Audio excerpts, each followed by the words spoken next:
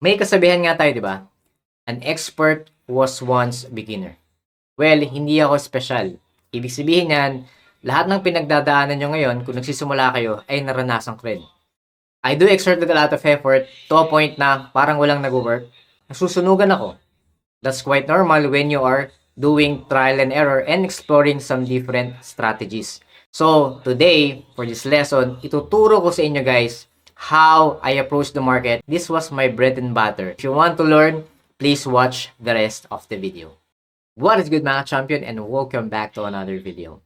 So for today's video, this is quite important kasi this video lesson is all about how I started and how I see things differently from the rest when it comes to technical analysis. This is my approach, how I become better, how I improved, and how I learned my lesson throughout the years of my experience as a trader.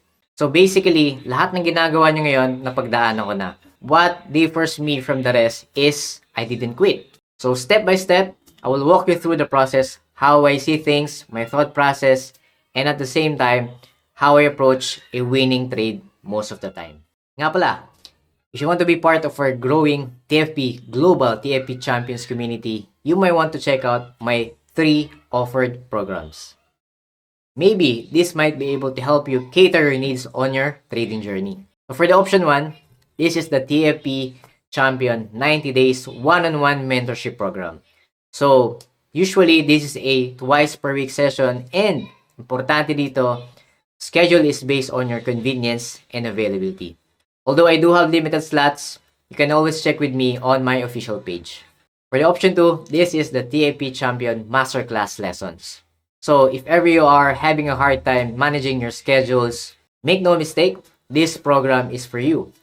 I have managed to prepare 28 masterclass lessons so you can learn at your own pace without having the difficulty of learning the TFP Champion system.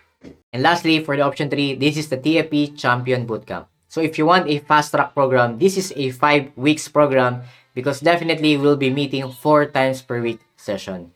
So again, everyone has the right to learn the TFP Champion system and be better and improve, be profitable in your trading journey.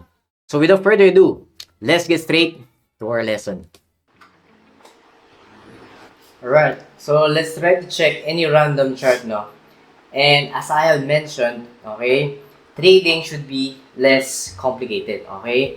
Most people fail because they try to find it more logical daw kapag mas marami silang nilalagay na indicators, mas marami chine-check.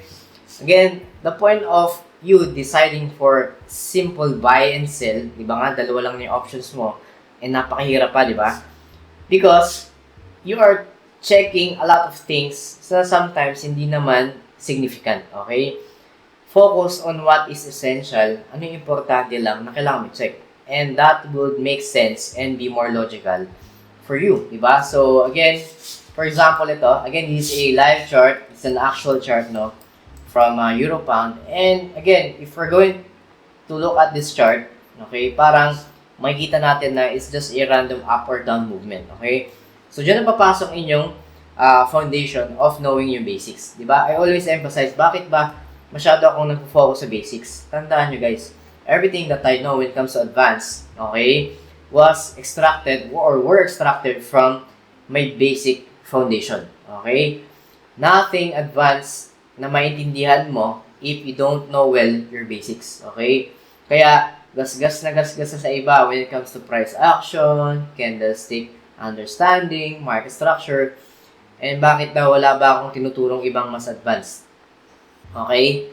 Tandaan nyo guys, the reason I'm feeding you a good concepts when it comes to understanding these simple things, kasi bakit? If you don't master these simple things sa ngayon, at you go jump or straight dun sa ating advance, sigurado ako, malito ka, and you don't find it logical, di ba? So ngayon, paano ko ngayon to didiskartihan on finding opportunity? So syempre, first things first, TLC concept, trend level confirmation entry. I have to see ano nga ba yung past structure, then I can have a decision anong gagawin ko ngayon dun sa current structure for me to decide, di ba? So, it's not just following the trend. Okay? So, titingnan natin to. Makita natin, di ba? Market went from this peak, itong her high na yan. And then, what happened? Nagkaroon tayo ng impulsive move down, which can be considered as your lower low, okay? Lower high, and then lower low. So, after ng lower low na yan, nagkaroon pa rin tayo ng lower high, okay? Ano yung nakikita nyong significant dito, okay? Coming from that structure, market followed, alin? Yung kanyang correct sequence, di ba?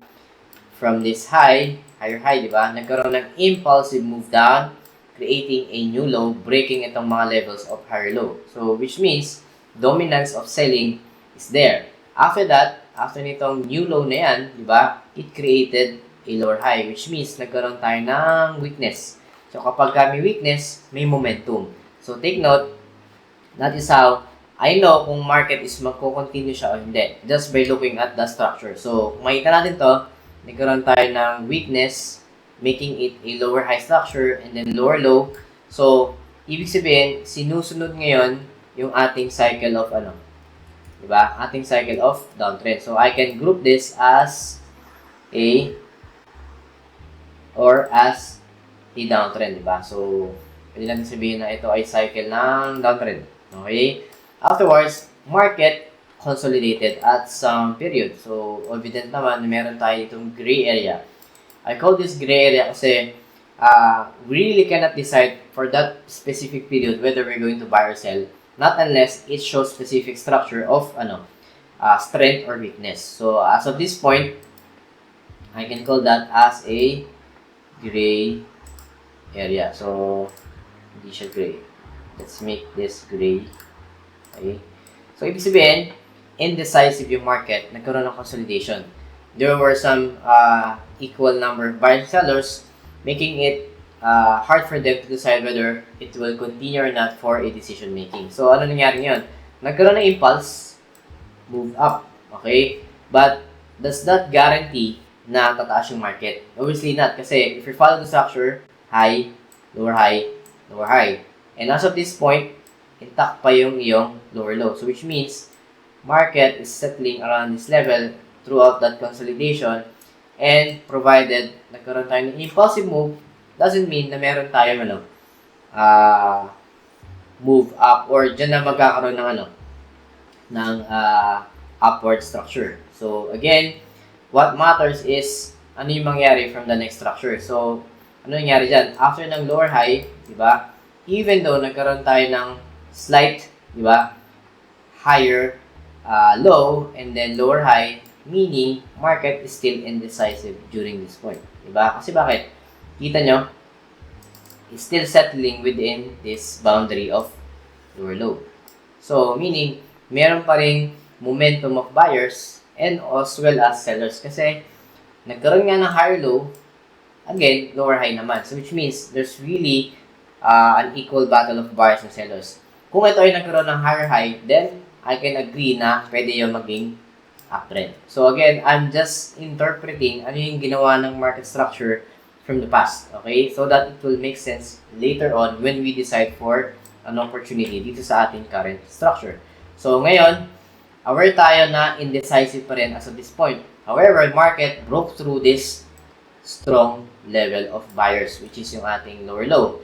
Okay? So ibig sabihin yan, nagkaroon tayo ng panibagong lower low. So, let's just label this as lower low. Okay. Oh, sorry.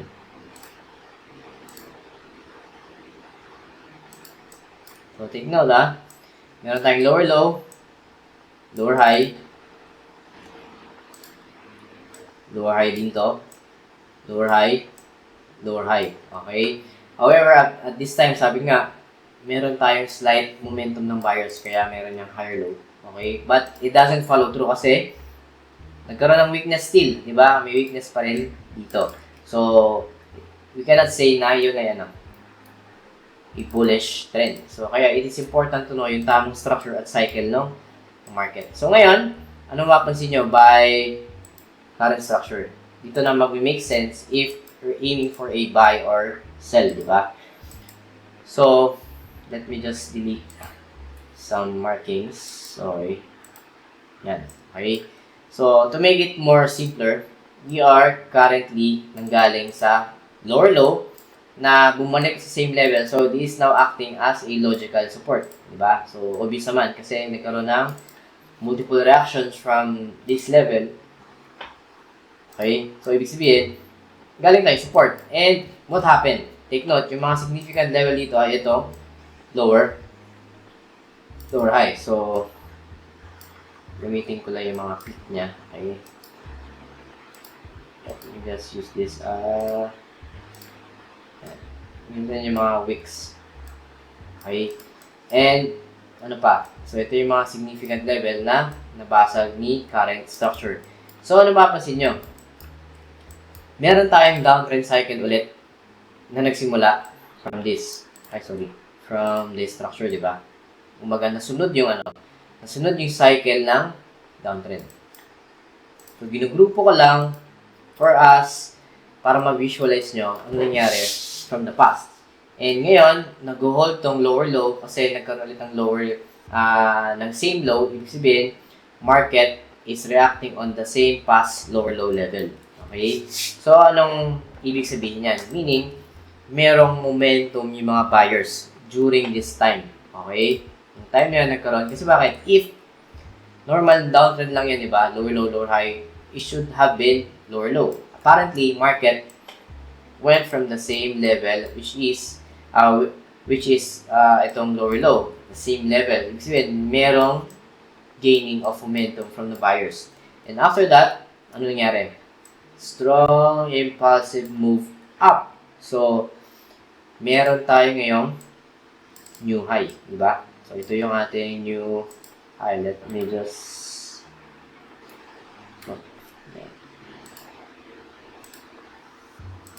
Okay, meron tayong new high.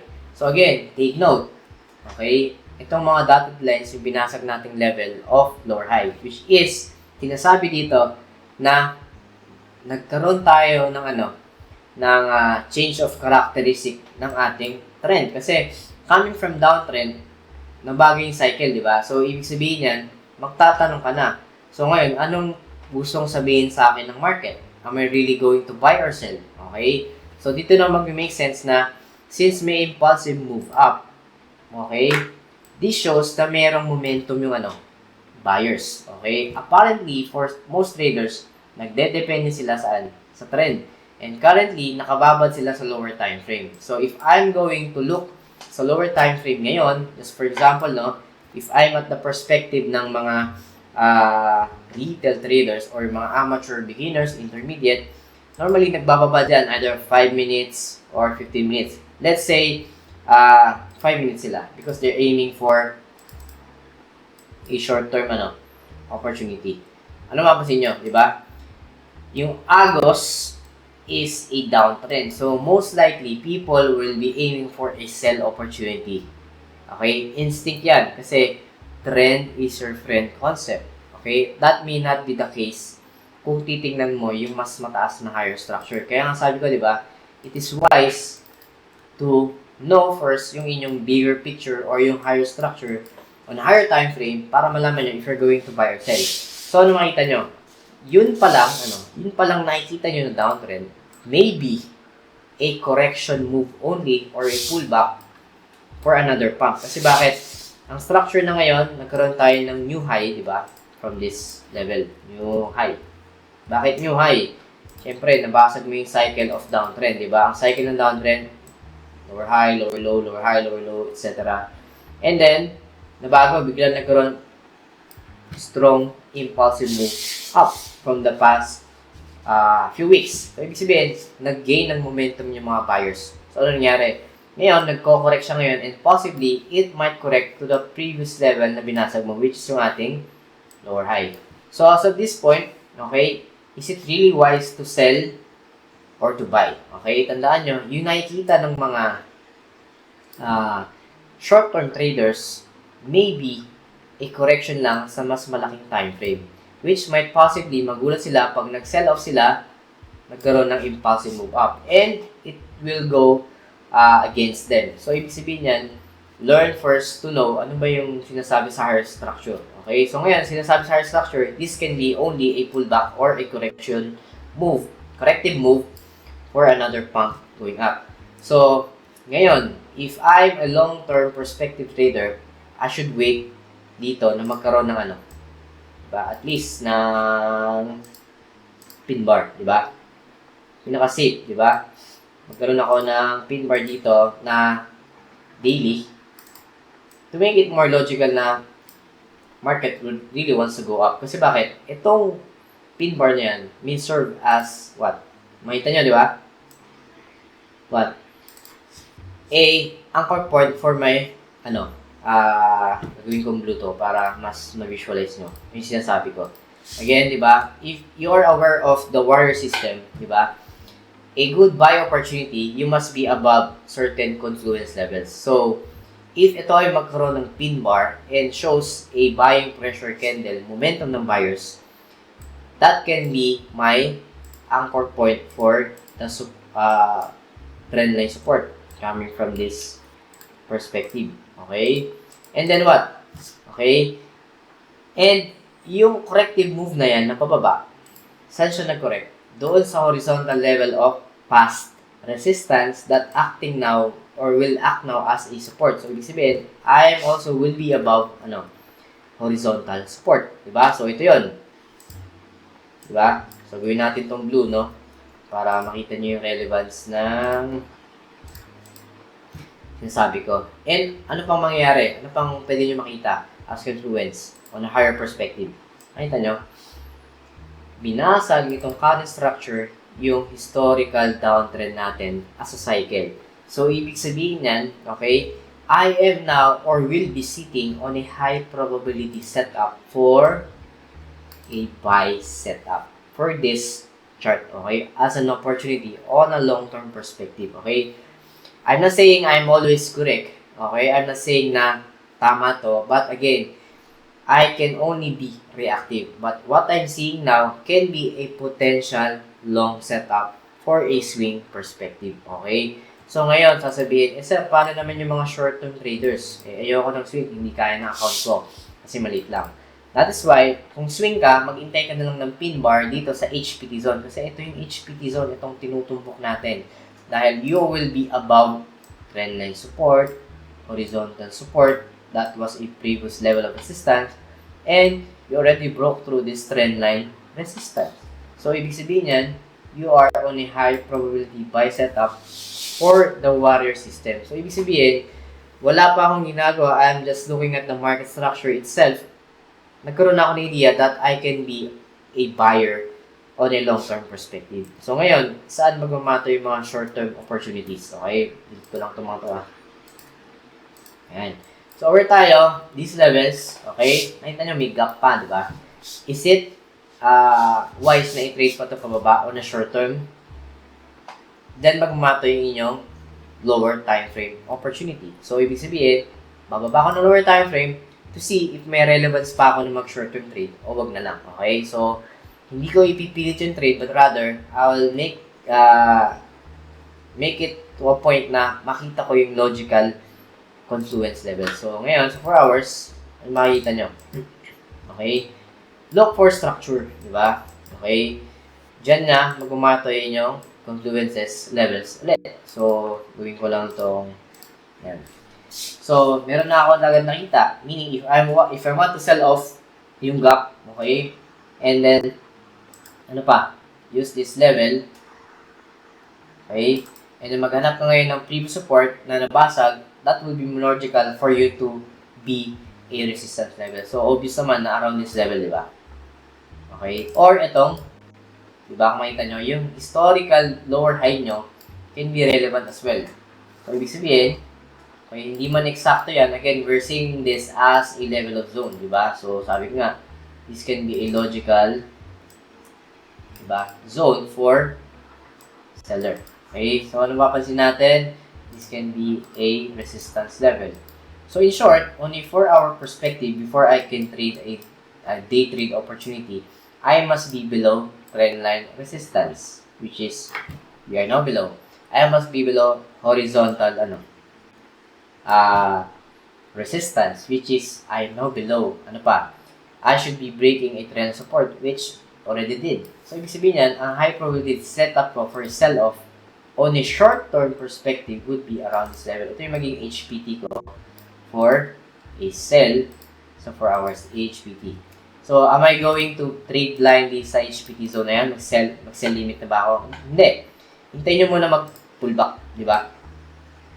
Okay? Again, I'm not saying na yan yung mangyayari. Ang point ko dito is, if ever market went through this HPT zone, baba ka ng 15 minutes to sell off up until this blue level. Kasi ito, HPT zone mo yan on a higher time frame for a long position, di ba? Yung sinasabi ko na you can have multiple opportunities as long as you know kung ano yung ginagawin mo. So, what if ang market bumaba na dito? Which means, this can be an invalid area for a short-term trade. Dahil, kapag pumatak na yan dito, most likely, babasagin na yan yung market on a higher perspective. Di ba? So, ang ginagawa lang natin ng setup would be, if in case market bounce back, magpunta rin sa HPT zone, then I can sell off itong gap na yan. I can still trade. Di ba? Mas maganda pa yung risk to reward. Kasi bakit? Yung risk mo will be less. Kasi kung dito ka mag-trade ng sell, no? Example dito. Okay? And then dito agad yung TP. Diba? Almost less than 1:1 risk to reward ratio or 1:1. Depende sa type ng stop loss. But, if you're going to set up here, and then may maganda ka structure, okay, you can still have a reasonable almost 1:3 risk to reward ratio, which can be a good setup for a day trade opportunity. Okay? How about for scalping? Okay, baka naman kawawa naman yung mga very short-term traders. Okay, ito ay day trade setup, di ba? So, yun yung perspective. So, punta ka ng 1 hour and look for significance. Okay? Yan. Ano makikita mo yun sa 1 hour? Okay? Logically, nasa support level ka ng H1. Di ba? So, anong gagawin mo? Hintayin mo lang. Basag to. Di ba? Bakit? Ano bang rule natin for buying sa HPT zone ng ating na rule na ating TFP warrior? You must be above confluence level at least 2, di ba? So, ang confluence area mo, you must be above nitong trend line resistance and you must be above nitong horizontal support. So, ang HPT zone mo would be here. Okay? So, kailangan mong mabasag, alin? Ito. Then, mag-pullback siya dito for you to have an opportunity to buy kung mag-corrective move yan, papunta nga dun sa 4-hour opportunity natin ng sell, di ba? So, nakita nyo, I can have multiple opportunities without making myself, like, too many things to check. I'm just looking for a simpler concept using water system approach, basic approach, using confluences. So, dito ako na ma-map out yung mga setup ko, whether buy or sell, di ba? Ika lang sa'yo. Diba? So, makita nyo, ang tanong lagi, nasa ba yung current price ko? Nasaan ba ako sa daily? Nasaan ba ako sa 4 hours? Nasaan ako sa H1? Bakit? Those key levels, those key time frames would mean different styles. So, sa daily, swing. For 4 hours, day trade. For H1, again, scalp opportunity. So, ibig sabihin, ang point ko dito, makita nyo my swing level of HPT swing is to buy at this level, di ba? Buy HPT to, di ba? Ito naman yung aking day trade sell HPT. Okay, nakita nyo yung mga map out of opportunities, di ba? Ito yan. Ito yung aking higher time frame HPT zone. Ito yung 4-hour day trade sell setup. And then, ito yung aking H1 scalping by HPT area. Again, as long as it follows and masatisfy mo yung anyong system rules. Okay? So, nakita nyo, market can go either way, di ba? Pag pumunta dito, I can go for a swing setup, taking that a long position. 4 hours, kapag nag-correct, I can sell off up until this daily level. Okay? For scalping, I can scalp as long as karoon muna ng na break of trend resistance going back or correction dito sa HPT zone. Okay? And then, tumaas. So, take note, may nakita pa akong small details of a buy setup dito. Kasi kung titignan nyo yung diba, anchor point, diba, I can form a trend line support. Diba, nakita nyo? yun, mas high probable for A, diba? So, ang HPT zone mo would be this level. Around this area, diba? Kasi nga, you must be above, ito yung tinutumbok nating area, no? Above nito, above ka nito. Most likely, what we want is around this area for us to take a long papunta dun sa 4 hours resistance level. So again, it would take a long way for this to materialize. Pero ang point dyan, I already have an idea what will I do. Hindi ako manghula. I'm just waiting for the market to satisfy all of my system rules. Okay? So, if you think this is too much complicated sa'yo, then you may want to check out yung inyong knowledge of basics. Kasi ito, napaka-basic lang yan. I'm just using support resistance, trend lines, and other basic knowledge when it comes to market structure. Okay, wala pa nga dyan yung candlestick. But then again, I have a lot of contents showing you how you can set up a good setup, particularly whether buying or selling. Alright?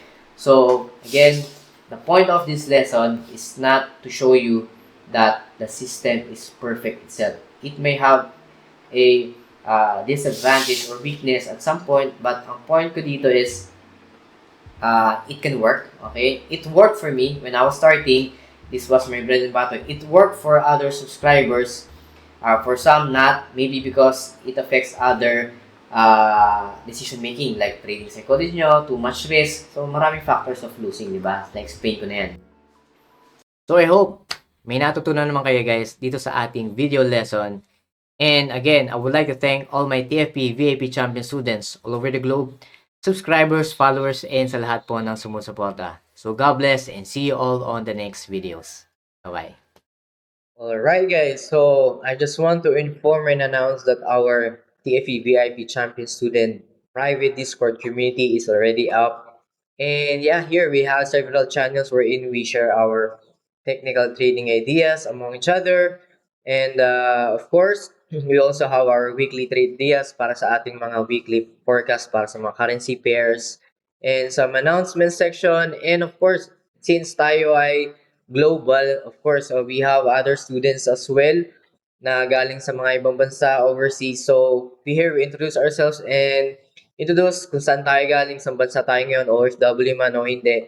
But nevertheless, this is a healthy community para mag-share ng mga trading ideas para sa inyo guys. And hopefully, I will be putting up a server publicly para sa mga baguhan naman and those mga followers and subscribers natin. Alright? So yeah, this is just a minor announcement and hopefully guys, you can join us and make this community grow lalo na sa ating mga estudyante nag-aaral. Alright guys, so mga baguhan pa lang. But nevertheless, everyone here wants to learn, wants to make profit from the market. But as much as possible, we're all equal in the eyes of the market. Alright guys, so that would be it. So yun lang and thank you very much. Right, bye-bye.